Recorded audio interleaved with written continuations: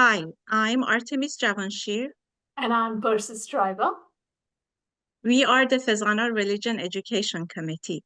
This is the second to a series of short videos related to several Gothic concepts, ideas, and beliefs. We hope these short yet powerful conversations become the catalyst to inspire you to dive deeper into understanding Zarathustra's teachings. We are here with Dr. Keki Dadachanji, who has extensive experience in leading Gatha studies discussions and who will be leading us in this series. Last time, we started talking about the foundational teachings of Zarathustra and discussed that they involve the eternal laws of Asha and consequences. Now, we would like to understand what these laws mean. So, Keki, what is Asha? The word Asha is a cognate of the Rigvedic Sanskrit word Rita. Cognates are when two different words in two different languages point to the same concept, they are called cognates. Sanskrit and Avestan are actually sister languages with a common ancestor called Proto-Indo-European language. So Rita and Asha, these two words mean same thing. They suggest that the world in which we live is not driven by some random forces. There is order in the universe. We can see that in the material world, order is maintained by the laws of science, such as laws of motion, electromagnetism, thermodynamics, and so on. With penetrating insight, Zarathustra tells us that order is also maintained in the spiritual domain by the law of Asha. Very good. But what exactly is Asha? Very good. Asha is essentially the principle of unity of life. All of us humans, animals, and nature are different forms of the same ground of life. All of us are inscrutably connected. The essential characteristics of Asha are brought out in verse 3 of Ha 29 of the Gathas. Ahmai Asha noit sareja advaesho gavoi paiti mravat. Noit sareja. Asha does not divide, does not segment life into men versus women, blacks versus whites, Americans versus non-Americans, humans versus animals and nature. Asha sees life as one indivisible whole. And advaesho, the word dvesha means ill will, resentment, or hatred. Asha does not bear ill will towards anyone, does not hate anyone.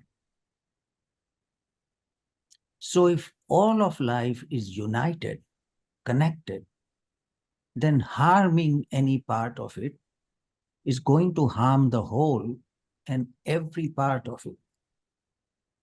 If rainforests are destroyed in Brazil, the effect of that assault on the environment will be felt in America and in villages and cities of India. So, Keki, then what are the practical implications of the law of Asha? The practical implication of the law of Asha is that if we seek happiness at the expense of others, other people, animals, or nature, we may find some passing pleasures along the way, but our life will end in sorrow. Conversely, if we have a compassionate disposition, are mindful of the effect our words and actions have on others, and work always to add to the happiness of others, all our relationships will flourish and our hearts will be filled with joy.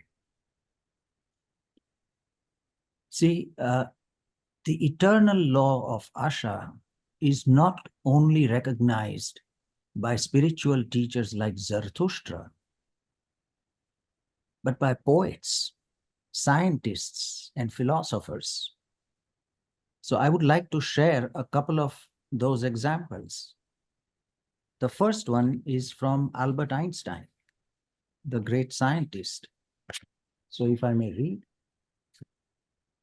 a human being is part of the whole, called by us universe, a part limited in time and space. He experiences himself, his thoughts and feelings as something separate from the rest, a kind of optical delusion of consciousness. This delusion is a kind of prison for us, restricting us to our personal desires and affection for a few persons nearest to us. Our task must be to free ourselves from this prison by widening our circle of compassion to embrace all living creatures and the whole of universe in its beauty.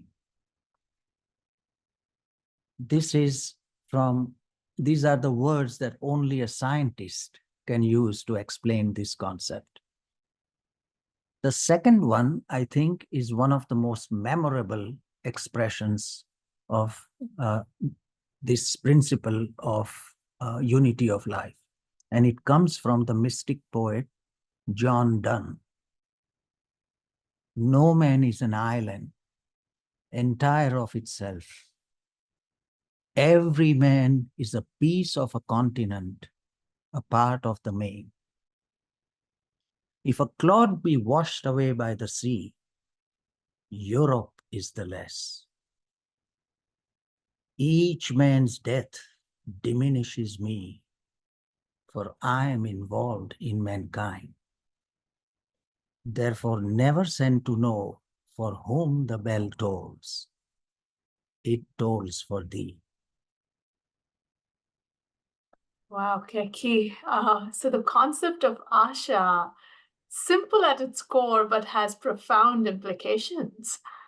Well, I can't wait for the next time when we talk about the second law, the law of consequences. Thank you. You are most welcome.